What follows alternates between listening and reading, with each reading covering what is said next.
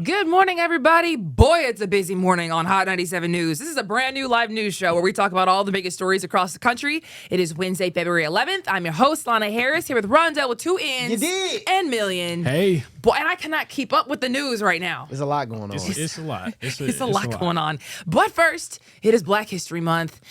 And we're going to have our 1 minute of Black excellence per usual. Come on now. So here's Rondell with 2 N's with that. Come on now. So, now a lot of people think Jackie Robinson was the first black MLB player, but really, it was Moses Fleetwood Walker in 1884. More than 60 years before Jackie Robinson, he played catcher for the Toledo Blue Stockings. And of course, he endured racial abuse from players and fans. And some white players even refused to take the field with him. Now, some say baseball is America's pastime. And to that, I say yes, a pastime of racism.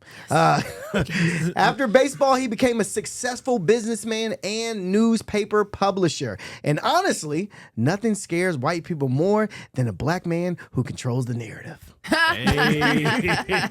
And that, my friend, is your 1 minute of Black excellence. Amen. Amen, brother. Amen.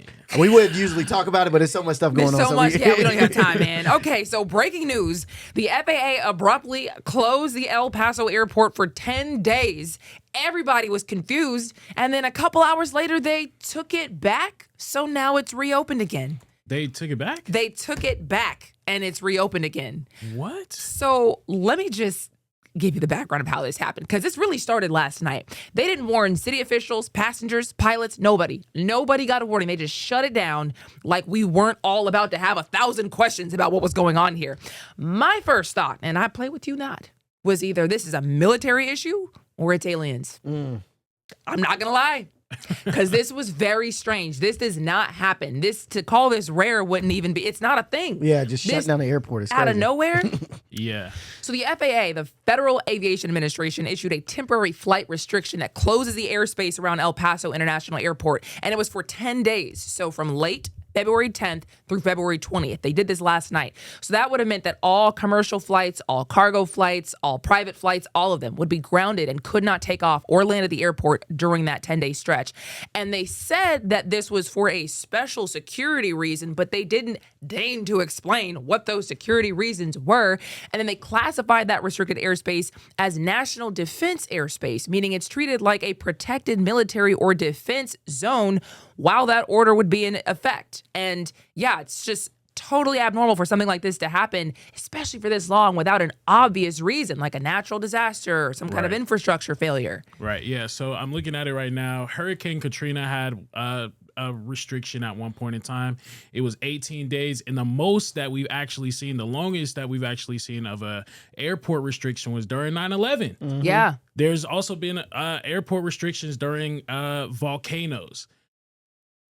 There's no volcanoes in El Paso, Right? And there's no hurricane on the way, Right. So it's like, what's going on here? What can we put two and two together? What is the restriction? What was the security risk that we had to be alarmed about, and how'd you handle it so fast? Yeah, Right. I'm with you, Lana, on the whole aliens thing. You know that's where I stand. Listen. You know that's where I stand. I'm with you with the whole aliens thing because El Paso is like in the middle. I mean, it's out there in Texas. Like, I don't know if y'all have ever been to El Paso. Me neither. I haven't been either. So yeah, y'all thought I was about to be like, yeah, me too. Nah, I haven't. But I do know, and I've seen videos and pictures of El Paso. It's in like the middle of it's in the desert almost. Yeah. You know what I'm saying? So aliens, where do they usually congregate at?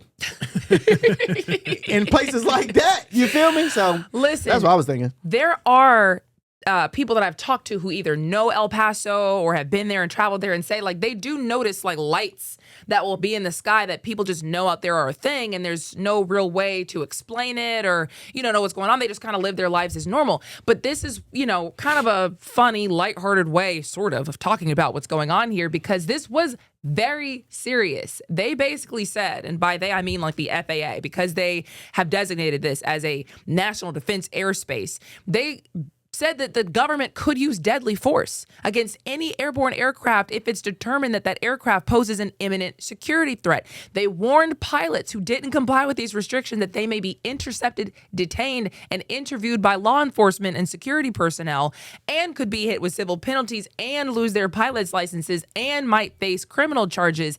And that applied to flights below 18,000 feet. So planes at cruising altitude could continue over El Paso, but like, that's why everybody was wondering, okay, this is more than just, okay, something's going on. This is like, no, something's going on. That's it. I think that, I don't know. I think that it could have possibly been, I mean, aliens, I guess, but we have a lot of beef with a lot of people going on right now. Maybe they got some intel. Maybe they got some hint that somebody was trying to do something to America. And that's the most alarming part about it. Well, right. Like, my first thought, again, was military. My second thought was aliens. And to your point, like, they didn't say what the threat was. Right. And they basically just said it's all over in a couple hours. We didn't even last 24 hours. Do they owe us transparency? Yes. Do they owe that to the people? Yes, yes, 1,000%. I think my biggest question is, what happened to the people that were stuck in the airport, though? Like, imagine you were flying out that day, and then they just say, hey, all flights canceled. Oh, when are they? Oh, tomorrow? Cool. No, till the 20th. Like, now. Yeah, you can't fly out till the 20th. Like, that is wild. Imagine you were on vacation. Imagine you had a connecting flight and now can't go on whatever vacation. Imagine you had a wedding. I mean, they were all just told, sorry, and the pilots weren't told either. They were like, what do you mean? I heard one audio of some pilot that was talking to some, I guess, air traffic control, and they were like, yeah, no, you can't leave. You can't, fly in this area. And he was like, oh, you mean like, is there like a grounding right now? They're like, no, for 10 days. They're like, what? For 10 days? That's crazy. They had no clue. Huh. And now it's reopened. Someone said in the chat that they just said it was Mexican cartel and drones. Let me look at this. Hold on. Now, what do y'all know in the chat that we don't? Because we've been preparing a whole show. This is exactly how rumors get started. Chat. Exactly. Has that been confirmed? Yeah, there are multiple different reports saying that it could have been allegedly Mexican cartel drone breaches. I guess. I mean, right. I guess. It could be, that kind of language. It could be an alien. It could be anything. It could be a lot of different things. And I guess that's the official narrative that we're going with, I guess. But to your point, I think they do owe us transparency. Like, we elected you guys, but that doesn't make y'all just big popping over us. If y'all know something, let me know so I know how to move. Because the way I think about it is, if these people in government know about what's coming or what's happening on a level where we don't, what if they're calling their families and being like, oh, okay, y'all, this is how y'all need to move. This is what I would buy right now. 100%. This is what so y'all just get to update y'all's families and the rest of us just get to figure it out when something crazy happens? Nah. I guarantee they do that as of now, though. Like, I guarantee, they do that. Hey, look, this is going on. Y'all need to do this. Y'all need to do that. I guarantee, bruh, now this is just my way my conspiracy brain works. 9/11, for example. I guarantee a few folks made a few phone calls and said, hey, we about to do this. Don't get on them flights. That's all I'm saying. That's all I'm saying. Because there's a lot of people that missed their flights that day. And didn't go into work. that day. Look. So, hey, bruh. Hey, man. You hit certain corners of the internet. You start questioning everything. Yeah, I feel it. Everything. I feel it. So we'll keep you posted on what that was about because, I don't know how they resolve that in a couple hours when it was supposed to last for 10 days. Exactly. So in other news, it also turns out the FBI does have video of a suspect from Savannah Guthrie's mom's house and also briefly detained the wrong guy. I don't know what these people have going on here, but here are some pictures that FBI Director Kash Patel released on X. And on background here, Savannah Guthrie is, of course, the main anchor for NBC News. Her 84-year-old mom was abducted from her house over a week ago, and there have basically been no real leads, in part because there was no footage. Everybody heard that her house had cameras, but then there was no footage. And let me just remind you what the sheriff said about this as he was going through a timeline of Nancy's abduction. Sunday morning, early morning at 1:47 a.m., the doorbell camera disconnects. At 2:12 a.m., software detects a person on a camera, but there's no video available. They had no subscription, and therefore it would rewrite itself, it just kind of loops, right, and covers up. That's what our analysis teams have told us. We're not done with that. We'll do all we can, but that's what it says. So that detects a person on camera. Could that be an animal? I imagine that's possible. We don't know that. We just have no video. But we're not giving up on that. So it rewrote, no subscription. That's why I'm trying to figure out. So what is this? What is this video that Kash Patel just released that also has to do with those pictures that we just saw? What am I looking at here? If there's no video and the camera was missing, that's what they said. The camera was gone. And so they were saying like, hey, like, do you know anything about this? Do you know if there was one there? Do you think the suspect took it? And they're like, oh, that's something that we're looking into, but we can already tell you they don't have a subscription. So does that mean like even if you don't have a subscription because you don't want your stuff to be saved in somebody's file somewhere, it's still being saved in their file somewhere? Yeah. Ring did just come up with that commercial. Exactly. That Super Bowl commercial. That's the first thing I thought of. That was kind of crazy. If you don't know, the Super Bowl commercial was them basically saying we'll be able to use your cameras to identify cats and dogs in the neighborhood That go missing. Cats and dogs, and they'll use it without your permission. They said it was almost happening immediately. Almost. It was kind of scary when I seen the commercial. Sorry. Can I just say something real quick? Please. He's overly dressed like a robber. If that makes sense. I was thinking the same thing. Does that make sense? No, like yes. He's too much dressed like a robber. Like Yes. regular robbers don't dress like that. Like I ain't seen a robber in a long time wearing no eye hole, mouth hole ski mask. You get what I'm saying? Oh, it's a little overly like I'm trying too much to be a robber. That's all I'm saying, by the way. All I'm saying. Right. So he's overly. It just looks a little too. 2008. 2008. So what I picked up was like, first you're going in and covering it with your hand, and then you go up and pick up some leaves. You don't even know how to cover rob. it with the. What are you doing? You don't even know how to rob What correctly. are we doing here? Yeah, bro. You don't even know how to rob correctly. Because there's some YNs right now in Atlanta that I've seen on video. They know what they're doing. No, I mean that's neither here nor there. But You would think that person would go up, cover their face, knock off the camera, disconnect it, do whatever. Not cover it, go back, get some leaves, cover it again, peek up in the camera. It's like, what am I on drugs? How, what, because this doesn't make any sense to me. And to your point, he's got a gun like just in the front of his, if you're going to go kidnap somebody or rob somebody or whatever, you're just going to have the gun right there where it's just very visible. Hey, look, America, look, I've got my kidnapping tools in my book bag and my robber's mask and my guns right here for you all to see. Am I on? no, you're not. No, you're not. You're thinking like a logical person. This is a not seasoned, but this looks like he's over trying. He's definitely trying to look the part of a robber. Let me zip my jacket all the way up. Let me go buy a ski mask from the gas station. Let me wear a book. Don't nobody wear no book bags in a robbery. And this has taken the FBI all this time to figure this out. So a lot of people have been assuming that this is somebody who is very good at this. Yes. Like, I know exactly what I'm doing because I've been able to hide myself in the age of technology where they're literally like following us and listening to us and tracking us and all this kind of stuff. How is it this guy who didn't know that he shouldn't have stared blanket into the camera and then picks up leaves? I don't know. So the White House posted and said, hey, everybody be on the lookout. If you know who this is, make sure you report it. And I'm like who? ICE? That's basically what ICE looks like. ICE has been looking the same way these past 9 months. You know what I mean? Who are we looking for? That's so real. That's so real. Now, I just want to preface this too by saying we do want this lady home. 1,000%. We are not trying to make this lighthearted in the sense of like we don't want her home. We just want y'all to be realistic about what's going on. We just want y'all to open your eyes and be realistic about look at everything. Not only that, but look like at everything. We care about this woman, it seems, more than everybody else. Some of y'all are playing around with this. Come on, man. Because I would like, if this, God forbid, ever happened to somebody that I know, if this is what y'all are going to do. Exactly. This is the best we got. Exactly. All right. That's all you can say is, okay, that's how y'all feel. Mind you, then they picked up the wrong guy. Because you saw that. You came in here like, did y'all see they just picked somebody up and then let him go? Let him go. And he mad. He upset, as you should be. Yeah.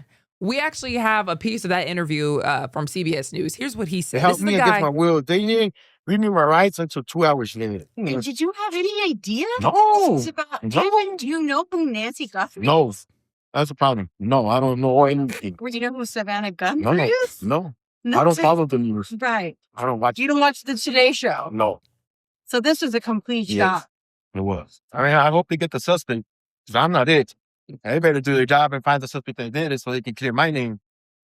Exactly. Straight up, my brother. Because Like, what are we talking about here? you messing up my family. Like, come on now. Dragging my family through this. He says he was just door dashing, I guess, at the same day. And then they just came and put him in the back of a police car. He had to wait 2 hours. He said that they didn't read him his rights initially. And then eventually they just let him go. And it's like, you thought a door dasher was this mastermind criminal who abducted somebody's 84-year-old mom? And see, it sounded like they were trying to pin something on somebody for a second. That's how I see it. Granted, this is all my narrative, by the way, y'all. This is not. They might not think how I think. This is just how I'm thinking. It sounded like they were looking to be like, oh, this is the person that did it, to shed light on. I mean, to remove the light from somebody. That's how I'm viewing this thing. And I'm not. I know I joke a lot about it, but it's serious, because you're talking about somebody's mama that is missing that still has not been found. You get what I'm saying? She still hasn't been found, and y'all playing in people's faces about this. Like, I'd be mad if I was the family. Like, for real. Mind you, one thing that experts have also pointed out is that both of the deadlines passed and nothing happened. Nothing. So that's abnormal as well. Like, if you are going to kidnap an old woman, why would you then start sending empty threats? There's not usually a situation where someone has kidnapped somebody for ransom and says, hey, if you don't do something by this date, this is going to happen. And then if you don't do something by this date, this is really going to happen. And neither thing comes to fruition. You got the mom somewhere. So Savannah Guthrie, the victim's daughter, the NBC News anchor, also put out a new video after the more serious Monday deadline tied to that ransom demand passed. And here's what she said. We believe our mom is still out there. We need your help. Law enforcement is working tirelessly around the clock trying to bring her home, trying to find her. If you see anything, you hear anything, if there's anything at all that seems strange to you, that you report to law enforcement. We are at an hour of desperation. So that was after the $6 million in Bitcoin was supposed to have been sent at that point. And again, nothing happened. And the FBI then came out with a statement saying, we're not aware that this family has had any other communication with the ransom person. In fact, the quote was, the FBI is not aware of any continued communication between the Guthrie family and the suspected kidnappers, nor have we identified a suspect or a person of interest in this case at this time. So this was on Monday. So that was after we got the video of, we will pay, we understand, this is very important to us. Anybody, sees anything, like, let us know. The FBI is talking about, hold on, have y'all been talking to them? Because we're not aware of any communication. What are we talking about? Mm-hmm. This whole thing has been very strange. I really don't see. I don't know how this is going to go.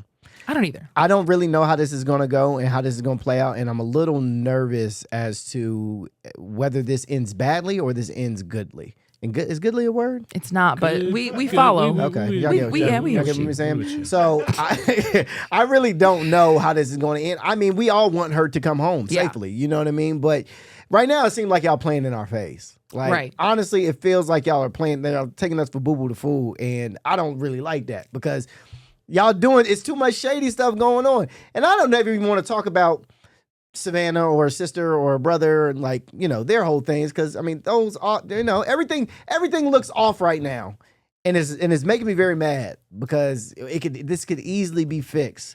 Mind you, after Cash Patel dropped those photos, they went back to the sister's house in the sister's neighborhood to do some more investigating. I don't know what they have going on. Yeah, it seemed like y'all looking for a little Netflix documentary. But this is not something that we can just let go. Is the mom back or not? Exactly. And it's the NBC News anchor's mom. That's what it's like, whoever did this, this is not normal. You don't pick someone so high profile in a news way where this is going to get attention. Mm-hmm. You might want to do some governments in whatever countries, whatever country where they may even have state news. It doesn't even hit the news. I mean, because now we're all invested. Y'all gonna find this lady or not? What? So I'm on TikTok every day looking at these people think pieces like, oh yeah, this is so her. Hey, bro, I'll be looking at some of these TikToks and y'all are really good at being detectives. Oh, like, yeah. y'all should probably go into that field because some of y'all are like, do you see his fingertips right here? Now, if you look at the fingertips of the daughter and you look at the fingertips, I'm like, if you look at the eyes of this and the eyes, I'm like, all right, I didn't even think of that deep. Listen, because the real people doing the investigation have the crime scene that they've had to go back to 4 different times to do 4 different things. Somebody ordered a pizza out there. Oh, bro, I saw that. I mean, it's like the crime scene is so tainted with all these random people now. As y'all have been going back and doing more investigation, now you got the pizza people, the family who's shown up. What are y'all doing? Yeah, that pizza man just literally walked up holding the pizza and just ordered some food? Which is wild. Right past the officers. Right past. They ain't stop him or nothing. Hey, brother, you know this is like an active crime scene right here. Oh, no, they ordered it. Y'all order a pepperoni? No, okay. Wow. All right. But yeah, all right. Anyways, the U.S. is also still in talks with Iran to figure out whether or not the U.S. is about to attack them or come to an agreement with them about their nuclear program. And Iranian leadership is basically now begging the U.S. not to let Israel blow this whole thing up. So Israel's leader, Benjamin Netanyahu, apparently hastily arranged a meeting with Trump today. Remember, Israel is the U.S.'s ally. Iran is not. But in any case, before leaving to come here to Washington, D.C., Benjamin Netanyahu, Israel's leader, reportedly said that he would present to the president our approach around our principles on the negotiations. And so he's basically hoping that they will add things to the negotiations. This is about the nuclear program, but Israel wants them to say, hey, well, throw this in too, throw this in too, throw this in too. So Iran has been saying to the U.S., please don't let Netanyahu come in here and destroy the chance of us actually reaching an agreement on the nuclear program, because we're ready to talk. So that's kind of the background. And one of the things I know that Netanyahu wants is to limit Iran's ballistic missile program and make Iran drop support for any proxy forces in that region and then stop human rights abuses at home, which I don't think they actually care about. I think you just have to throw that in there because the country that is said to have just killed tens of thousands of people in a war, talking about human rights abuses, calling a spade here. I don't know that you actually care about that or not. I do know that that is a huge issue to Iranians. The human rights abuses, the oppression that they face in some cases in Iran. A lot of people wish this regime would get out of here. But this is what the situation. And Netanyahu, again, is concerned that Trump's son-in-law, Jared Kushner, who just speaks on behalf of the United States, even though nobody elected him and he's literally just a private citizen, and Special Envoy Steve Witkoff may accept a deal that only has to do with Iran's nuclear program. And Israel says that that's not good enough for them. Yeah. When I heard this, I was like, this is messed up. Like, the fact that Iran is now not supposed to just give up their nuclear programs, but they also have to give up their ballistic missiles is crazy. So you just don't want this country to protect themselves at all. And mind you, a lot of times Iran is using these ballistic missiles for like proxy forces, like other close Middle Eastern countries that has attacked them. They use these missiles to stop other missiles coming their way. So if they get rid of these missiles, Israel could do whatever they want, basically. Not only that kind of happened last year when the U.S. and Israel bombed Iran's nuclear facilities. That sparked a 12-day war where Iran was like just sending missiles over back there. And forth. And Israel was sending their weaponry over there to Iran. And so both countries were getting battered to smithereens. And now Israel's saying, yeah, you should make them like not be able to have that. So, and the nuclear program stuff, to your point, that would completely wipe out their defenses dang near. It's unfair. And the fact that Trump was even saying that, oh, if we can't come to a negotiation, we'll send some other aircraft carriers out there too. Like, the fact that you're willing to escalate this because you want the country to give up completely everything, basically any protections, any defense, is kind of scary to me. And I don't really understand, I guess, how you feed this to the American people in that sense, because nobody wants to get involved in some kind of forever war. If the U.S. actually attacks Iran right now, how do they retaliate? Do they hit a U.S. base that's in the Middle East? And now we got to like really ramp things up. Nobody wants this. At all. So adding things to it, Iran's leadership basically said, look, we are negotiating with America. y'all need to let these other voices get up out of here. And some people will point out that Benjamin Netanyahu, Israel's leader, did visit Trump shortly before Venezuela's leader was captured. So people were remembering, like, okay, It's all adding up. It's all adding up. So crazy, man. Yeah. So, yeah, we are showing you this video because, of course, the U.S. does have like an armada off the coast of Iran. It's like 500 miles or so away from it. And yeah, the U.S. has floated the possibility of sending more aircraft carriers, a second aircraft carrier to the Middle East to join the assets they already have out there. So, I mean, I'm hoping that this all just boils down, but the possible carriers that they could deploy out there would be at least a week away. You've got some in Asia, some on the East Coast in the United States, some in the Caribbean. So we'll see what happens. Yeah. We'll see what happens. Mind you, again, I know I was talking about earlier how like we could destroy Iran or beat up Iran, but this is not anything that we want to do. Right. Iran is no punk. No punk. They got some stuff too. Yeah. So we just don't want to escalate it any farther. Please, Trump. Yeah, especially Middle Eastern forever wars. We've seen this story before. Yes, we have. We've been there. Weapons of mass destruction, all this that y'all never found. Yeah. You've done it before. You got to come up with a new lie at some point. You know what I mean? We can't constantly be having the same reason to do all this stuff out there. So Facts. A lot more stories to get to, but we do have to go to a quick break, and you do not want to miss the rest of this show. So don't go anywhere.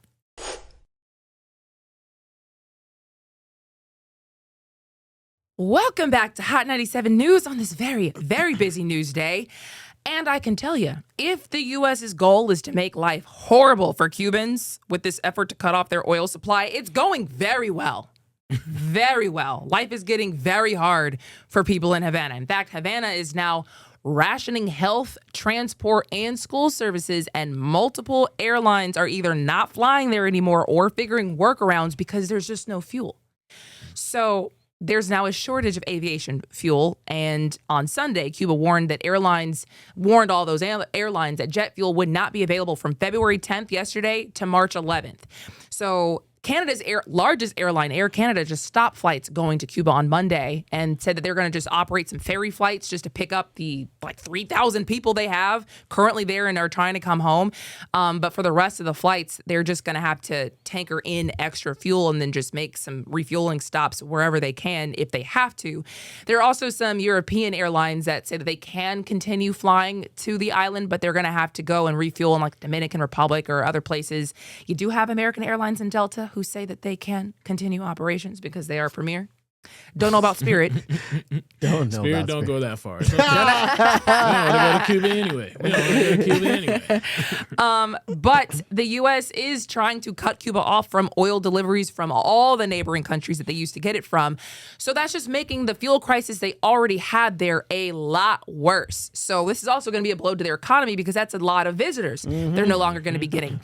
Canada gets like hundreds of thousands of visitors from Cuba. Cuba gets hundreds of thousands of visitors from Canada. And last year they got 754,000, which is more than any other country.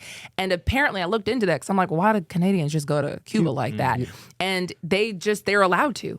They don't have the same beef with Cuba that the United States has, so they can go as a vacation country. It's cheap, it's nice, it's warm, big touristy area. The United States, you're literally not allowed to go to Cuba for tourist purposes.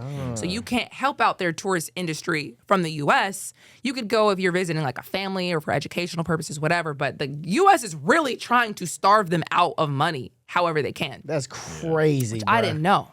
And this isn't anything that I've seen, like when I was doing some research on it, this isn't anything kind of new. Like it's not, Trump just made the sanctions even worse, added them on, but like we've had trade embargoes with Cuba since the Cuban Missile Crisis. We've been telling people not to trade with Cuba for a while now. So it's like, what is it that America ultimately wants? Do we want the complete destruction of Cuba? Is that it? I'm thinking this is like a regime change type situation at this point. Because I don't know. I mean, because you're right. This is not just like a Trump thing. We've had, sanctions and beef with Cuba for quite some time. There was a point where you couldn't go into Cuba at all. And then Obama lifted that and people got to go in there for the first time and, forever from the U.S. And then I think Trump took that away. Biden kind of kept some of those restrictions on. And then, here we are now where they're really just trying to like cut it off for that country. But yeah, they're at the point where they're also having to figure out what we do about our health services as well. They've cut a lot of their health services so they can retain the oil and just make it work as best they can.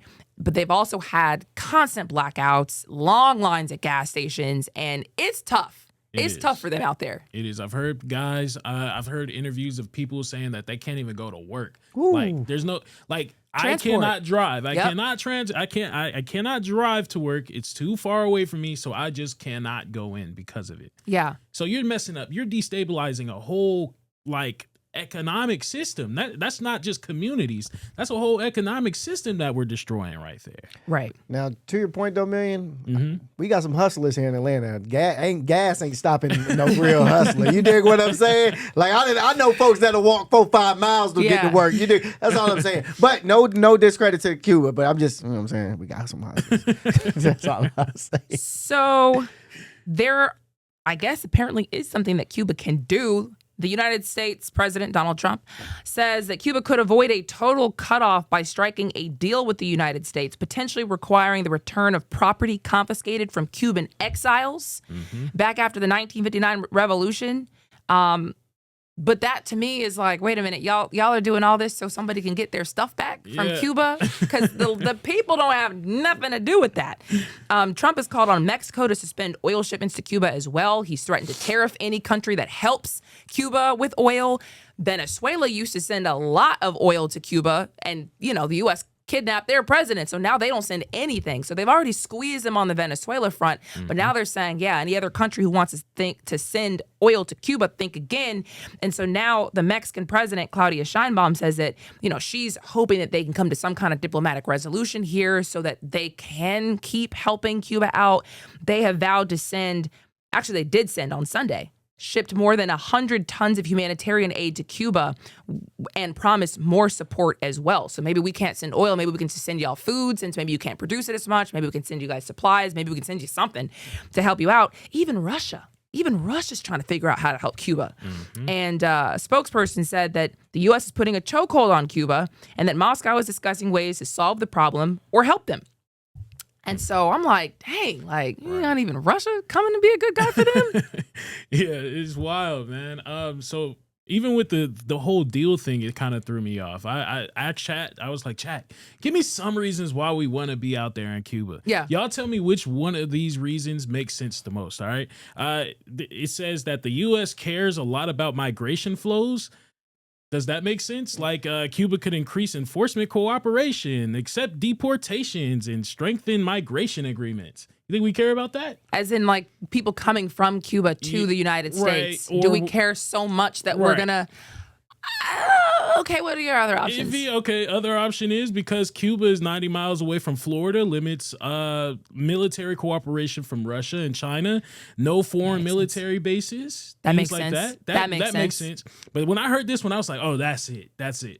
Economic reforms allow private enterprises and banking access inside of Cuba. That is the one. Ding, ding, ding, ding, Ding, ding. ding, ding. Ding, ding, ding. Yeah, sure, like they care about not having Cubans come to the United States, but Miami basically is little Cuba, little Venezuela, little like all of them Very countries. much so. You know what I mean? So do we really care that much? I don't know. And we're deporting them back Right. to their countries who are not supposed to be here anyways.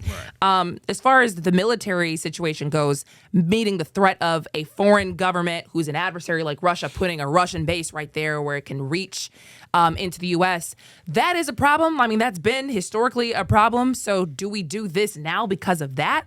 I don't know. But after we see the Venezuelan president kidnapped and the oil industry reopened up in a way that America wants, what if Cuba could also reopen in a way that America wants? What if we just cut off their oil supply and starve the people out until that happens? Did they include Cuba in that map we seen yesterday? Because Trump, I'm telling you, he wants this whole Western Hemisphere, y'all. I'm telling you.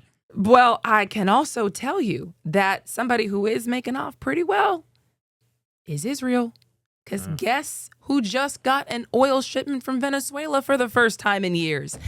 Israel, yes. So, as we mentioned, the U.S. captured Venezuela's president because of his role in the drug trade, wink, wink. and they ended up taking over their oil industry, which has nothing to do with the drug trade. And according to Bloomberg, Venezuela doesn't really have a choice here but to send its first crude oil cargo to Israel in years. Now, I looked it up, and Israel already gets crude oil from like Azerbaijan and actually Russia, which is also strange because that's our adversary. Right. That's our biggest ally. I thought we hated Russia. I thought we needed a golden dome because of Russia, but now y'all are trading. Great. Okay, sure. So this would be just more like having another option for Israel, which is great. I mean, the U.S. and Israel are making out great these days. Besties. We're just besties. Best friends for life, man. Yeah, man. Tied at the hip. Right. Makes no sense. So we will keep you posted on everything to do with that. In the meantime, we have a crazy story. Crazy story from here at home. This is a mom in Ohio who is just charged in a really sickening case. Ooh, yeah. So this incident occurred at a nationwide children's hospital in Columbus, Ohio. The suspect is Tiffany Lesore. She's 35 years old. Now, you look at that picture, you're like, what is it that she could possibly do? And it kind of makes sense. According to court records, hospital staff first alerted police on February 6th, saying that the mom was putting foreign substances into her child's IV while they were in the hospital. Foreign substances, I'm like, okay, what? Why are you touching your child's IV? That doesn't make sense. So then they started to monitor her. The second day, hospital personnel observed her, and they seen her go inside of the bathroom with a cup. She came out with fecal matter, and she was placing it in a syringe and injecting it into the IV line of the child's left hand. Hey, that's gross, dog. What? I couldn't believe it when I heard it. Oh, but when you hear Ohio, it kind of makes sense. A little bit, but God. What did you try to say about the people from Ohio? I don't know. I feel like this is like either a Florida or Ohio story. But Florida, yeah, they kind of got some morals in a sense, but they wild out there. But Ohio, this is like Ohio-esque. Yeah, Florida's like wild. This is sick. This is literally just you injecting your daughter just so we're on the same page with poo. Boo-boo. Right. Her bond was set at $250,000, and she has preliminary hearing February 19th. So we'll just have to see, man. She's sick, man. She's sick. Yeah. If she goes down for this, these are just allegations at this point. If she goes down with this. What would possess Just thinking that. somebody to poo-poo in a cup, put a little water in it, mix it together, Jesus. and then put it in your child? We could have done without the Sorry. Oh, my description. bad. Right. I'm sitting here like, yo, chill, bro. What would make her do or not do such a thing? Holy water. Yo, girl, you disgusting. That is nasty. A lot of people that do crazy stuff like this aren't like the most attractive people in the world. I wonder if there's like some correlation between the two. There got to be some correlation there. Look at the next couple of stories we're talking about. You tell me if there's just some correlation there, Said man. only ugly people do stuff. That is not. He said only ugly people do That stuff. wasn't nice because it's subjective. I know some black men that will tear that thing down. Gotta take that thing down. I know some black men that will take that thing down. But I'm just saying, man, I'm so disappointed. So disappointed. Did y'all hear that? Bruh. We have a bruh button. Oh my God, that's hilarious, Perfect brother. use of that button. Yes, Boy, I hope that's she crazy. I hope she doesn't make bond. Yeah, and she was, I don't know if you said this, ordered not to have unsupervised contact with minors. Yeah. Yeah. This person is clearly, if she goes down for this, if she's guilty, that is crazy. Okay. Also in the news today, a social media trial.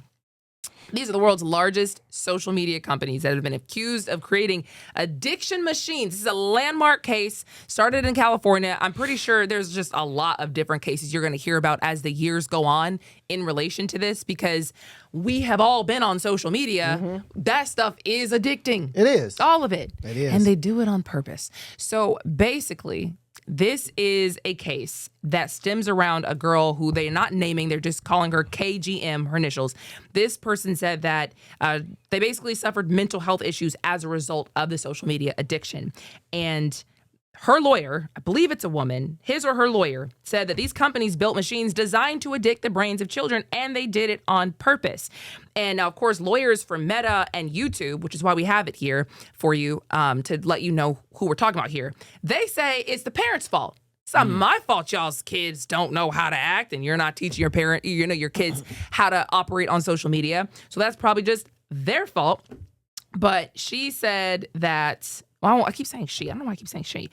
The victim is saying that essentially she used to have a personality. She used to be creative. She used to be this, outgoing, bubbly child, and social media just had her sucked into it. And she started using YouTube at 6 years old and Instagram at age 9. And, by the time she really got into middle school, before she graduated elementary school, she had posted 284 videos on YouTube. Dang. And so, yeah, man, the lawyer says they feel like the company is going to try to blame the little girl and blame her parents for the trap they built. I knew this was a woman. I couldn't tell. I couldn't remember. Yeah, she was a minor when she became an addict to social media. She's an adult now. But yeah, they think it's the company's going to say it's the parents' fault. What do you guys think? Oh, go ahead. I was about to say, I agree. It is the parents' fault. I 100% agree. You have the ability. First of all, you're an adult. That's a child. Give me the phone, give me the tablet, give me the computer, give me this, give me that. No, you don't get none of this. Or, hey, we're going to give you an hour of screen time, or we're going to give you you're the adult. You build this monster. You built the monster. If you're allowing your child to just be on the computer and be on the internet willy-nilly all the time, that's your fault. So if it was my child, first of all, would never have a tablet. One, would never have a cell phone until they was 15, 16. You know what I mean? So, yeah, they wouldn't even know what TikTok, Instagram is. 9 years old, Instagram, what you posting? You know what's funny about that? Because the ages really does tell you a lot. 6 and 9. YouTube at age 6, Instagram at age 9. I remember I had an aunt, because I got some younger cousins. She was asking me, I think when my cousins were in middle school, do I think that Instagram is a good place for them? And should she allow them to be able to be on it? And I was like, well, as long as they stay off that main page, because that main page, when you go not home, but to search. When you go to search and you get all these random videos that you don't know anything about. Page. It's if you basically tell her to stay off the Explore page, but she can connect with her friends, it's not that bad. She was in middle school at the time. We're talking about age 9 on Instagram, age 6 on YouTube. That's a little early to have your kid sucked into social media. You ain't lying. So you had said something earlier that had me laughing. You was like, oh, she was at the age of 6 when she started using YouTube. I'm like, huh? Using. It really is a drug, it's though, a drug. if you really think about it, because these kids are addicted to it. They literally have you have infinite scrolls. They have scientists. They have people that are going in here finding out ways to make you stay longer. That is their job, so they can push advertisements. It's not it is the parents' fault that they, actually had to, they were able to download it. They let it get that far. Yeah, they were able to let it, even just let them have that. They were on it at 6 and 9, and right. But I mean, at the same time, it's that doesn't mean it's not okay for a child to get on it once and be hooked. It's a drug. Yeah, that's the issue I see. The lawyer said, this is the lawyer for the victim. That lawyer said this case is about 2 of the richest corporations in history who have engineered addiction in children's brains. So that he's basically going to try to show here in this case that the addiction machine they built and the internal documents they have that normally people don't get to see basically show that this was the plan of theirs. And again, the company's lawyers are basically saying these parents are looking for a digital babysitting service, and that's not our fault. Dang, man. Social media might just be our generation cigarettes. We just can't get off. It's compared to it, actually. We can't get off, bro. I feel that, but that's your generation cigarettes. Our. We didn't have social media like that, brother. We didn't. I mean, honestly, bro, I'm 35. We didn't have social media, bro. We barely had internet, bro. I was playing Oregon Trail, dog. Come on now. You don't even know about Oregon Trail. Nah, I don't. Exactly. I was on Oregon Trail, bro. That was our addiction. And guess what? You had to plug in the computer, had to boot up, it had to take a couple hours. Yeah, man. Like, so that's y'all's addiction. You know why Ah, Oregon man. Trail isn't around still? Why? Because it wasn't addicting enough. No, Oregon Trail It was wasn't- addictive. It was not addicting enough. It was. Not like how social media can be. Shoot. Well, the lawyer for the victim also shows internal Google documents that likens YouTube to a casino, and Meta employee communications saying that Instagram is like a drug and employees are basically pushers. Yeah, 100%. Yeah, you are the dealer. Yes, like flat out. You're the Instagram to all that is they are the dealers of this drug. Bro, to be honest with you, I think I'm addicted at some points to my phone and You social definitely media. are. The way you've described it, you definitely are. Yeah, like I mean, 1000%. You're a okay, J. all You're a J. right, guys, all right, all right, definitely a J. okay, Definitely guys, a junkie. calm, It's hey, a little alarming. I'm a J too, Let's though. relax. I'm a J too though because social media quite is like- that addicting. It is addicting. It is very addicting. Yeah. So TikTok and Snapchat were originally defendants as well. They didn't just get out of this, but they settled and they were just like, yeah, we're not going to do this. We ain't going to hold you, as you would say. We're just going to settle and get up out of here. So yeah, I mean, I get it. I've also seen where parents will use it as a digital babysitting service. Here I'm busy and I just got to just let you just do something that's going to keep you quiet while I do this. But yeah, you don't often think about this could stay with them for a long time. You know what I mean? Like, so it really is also on parents. I'm not excusing the companies because they definitely are making it kind of like a casino. Casinos are casinos for a reason. Yeah. They pull money out of people for a reason. Exactly. They do use the same kind of science of like, how do I keep people right here?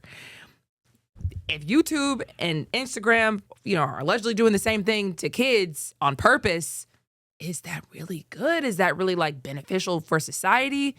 Not at all. Not at all. Let me see if they get any. Because social media, here's another thing about social media that people don't fully understand is social media is a terrible place to be. Like, especially as a Yes. child when it comes to like, bullying and things like that. Like, all right, and this is about to sound like a crazy take, but I would rather if my child was to be bullied, I would rather my child to be bullied in school than be bullied online. Hey man, that's not a crazy take That's though. facts. I would rather my child to be bullied in school than being bullied online. Being bullied online is a whole nother thing that is scary.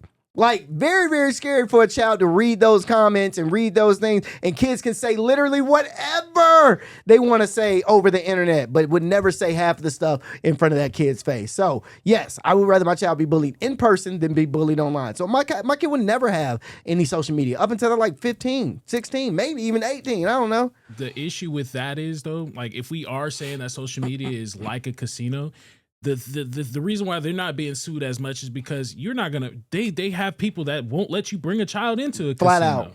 These children have access to social media, even though they say, oh, you have to be 13 years old. You're not checking no IDs Nope. when you have these people sign up. I was at one point lying because I had access to Facebook at like 11, saying that I was 13.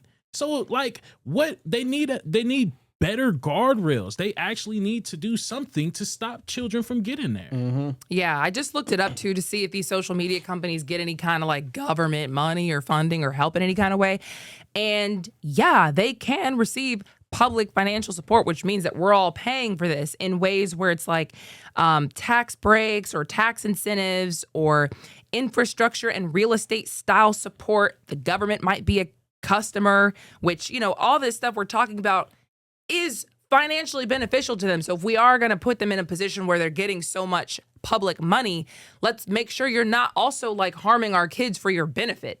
I get it. But yeah, how do you really defend this in court? I guess we'll find out.